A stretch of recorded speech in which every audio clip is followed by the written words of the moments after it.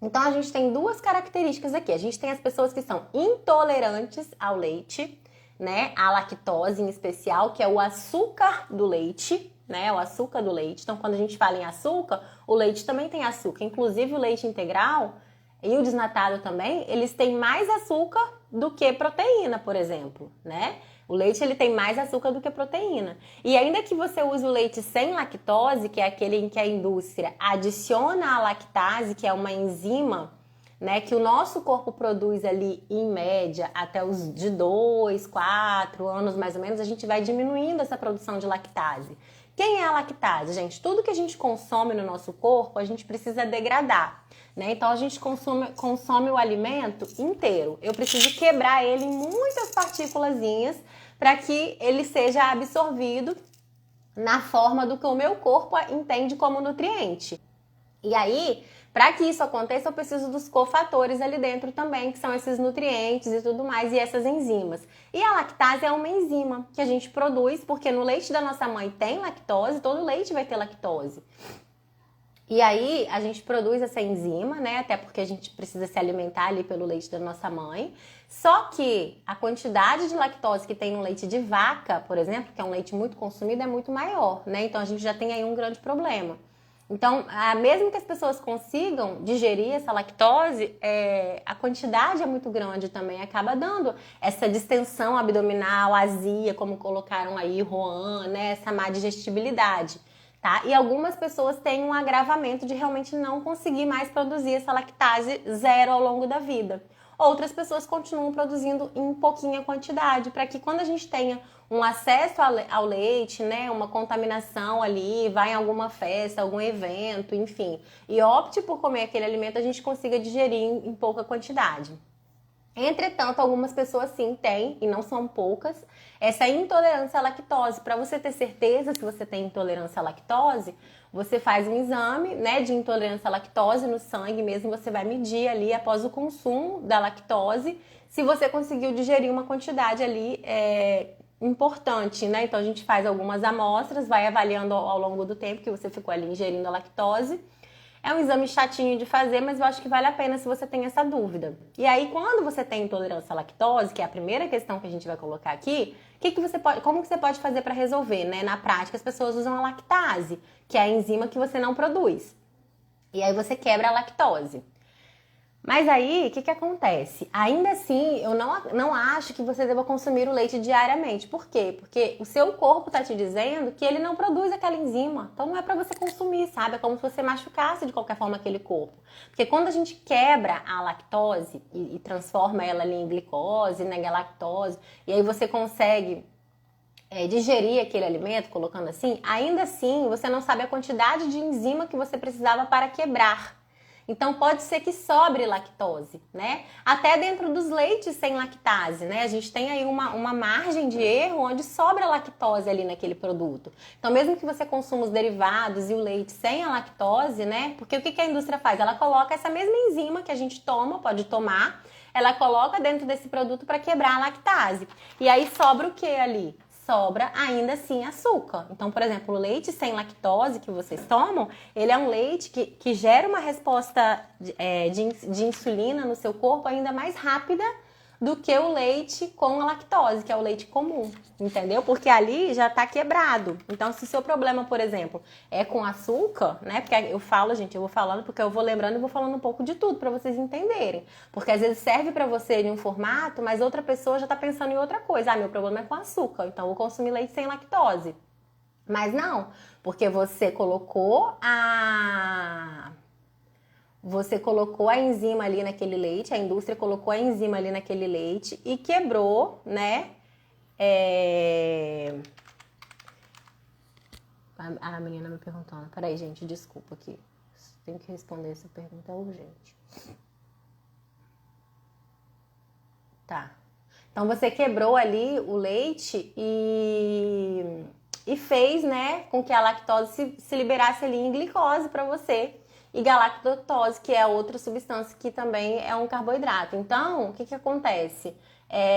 Você acaba com essa questão de não conseguir digerir totalmente aquele leite da mesma forma, tá?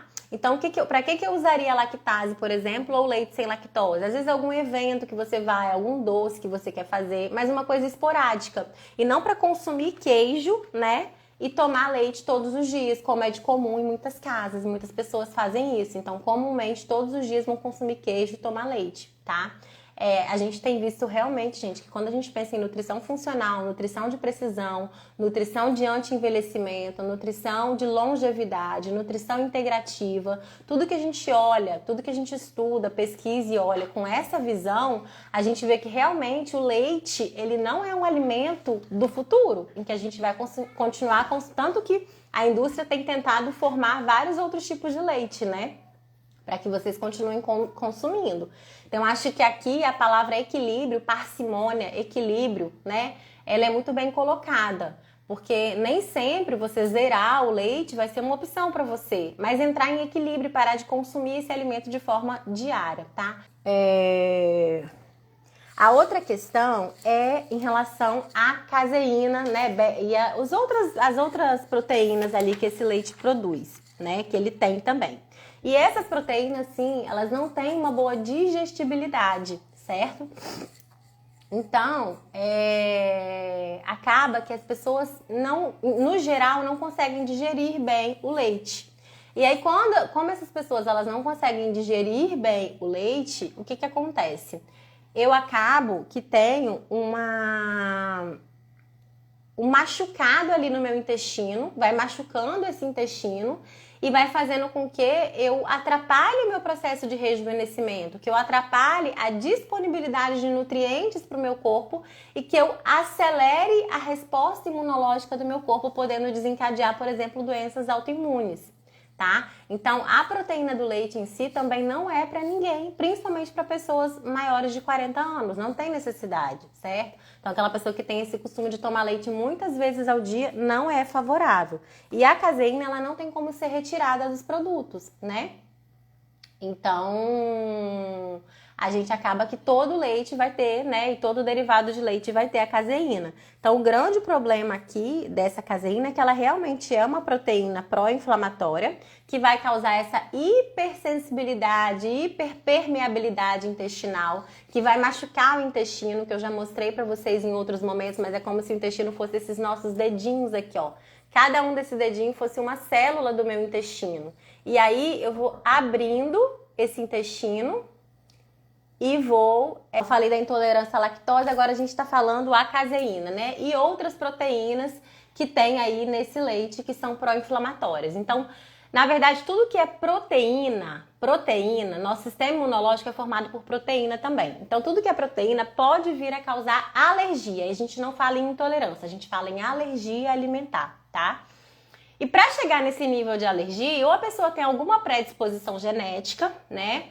Ou ela foi muito impactada por aquele alimento, né? Então existem algumas questões aí. Mas, no geral, não é uma proteína que nenhum ser humano vai digerir bem, entendeu? Então, a gente tem essa relação mesmo com a proteína do leite e a digestibilidade. E aí, eu estava falando das células, né? Da renovação celular, da alimentação celular, dos nutrientes que a minha célula precisa e de como eu não consigo gerar esses nutrientes com o intestino inflamado, que é o que causa a caseína do leite e as outras proteínas do leite, tá? Então, a gente tem algumas opções aí, né? Quando a gente pensa em como consumir, então, esse leite. Como é que eu faço, então, Maluma, na prática, para não atrapalhar o meu rejuvenescimento e eu poder consumir leite, né? Enfim. Então, existe ali algumas estratégias que a gente faz para modulação intestinal. Dentro do Saúde da Mulher 40+, eu vou fazer com vocês a modulação intestinal. Vou ensinar a vocês a fazer, na verdade, porque quem tem que fazer é você, né? E aí, depois de um tempo, você vai reintroduzir esses alimentos que são inflamatórios e que atrapalhariam o seu envelhecimento, para que você use de forma menos cotidiana, menos rotineira. Saia dessa monotonia alimentar, sabe? E para que esse alimento não faça mais tão mal para o seu corpo, igual ele faz hoje em dia. Então, essa é a ideia. Eu acho que uma das estratégias assim, que mais funciona mesmo é a modulação intestinal para a gente poder trabalhar esse retorno do alimento, né? Então, primeiro a gente retira, depois a gente trabalha o seu intestino, melhora o seu intestino, depois a gente coloca de novo aquele alimento e vê se deu alguma resposta. Se deu, a gente tira de novo, deixa mais um tempo sem. Isso aí é muito longo para eu explicar aqui para vocês dentro dessa aula de meia horinha, né? Mas, na verdade, a ideia é que você regenere o seu corpo para que você possa voltar a ter contato com aquele alimento sem se machucar tanto. E que isso seja de forma mais pontual, porque nesse primeiro momento a gente tira mesmo, tá? Então, o que eu acho que vale a pena vocês consumirem de derivado de leite que não tem problema? A manteiga, principalmente a ghee ou clarificada, vocês podem fazer a manteiga clarificada na casa de vocês, é muito fácil, tá? Aí tem vários posts aí no Google explicando, então você vai colocar ela ali em banho-maria para poder tirar as toxinas da manteiga. A manteiga ela é de muita gordura, então ela quase não tem proteína e ela não tem também quase a lactose. Então eu acabo sendo um produto que você pode consumir com mais liberdade, tá bom? E eu gosto também do iogurte natural 2 ingredientes. Ele vai ter, né, só o leite e o fermento. E esse fermento vai digerir ali essa caseína e essa lactose, diminuindo a quantidade de lactose e de caseína, gerando aquela proteína ali com mais fácil digestibilidade, tá bom? Então eu gosto também.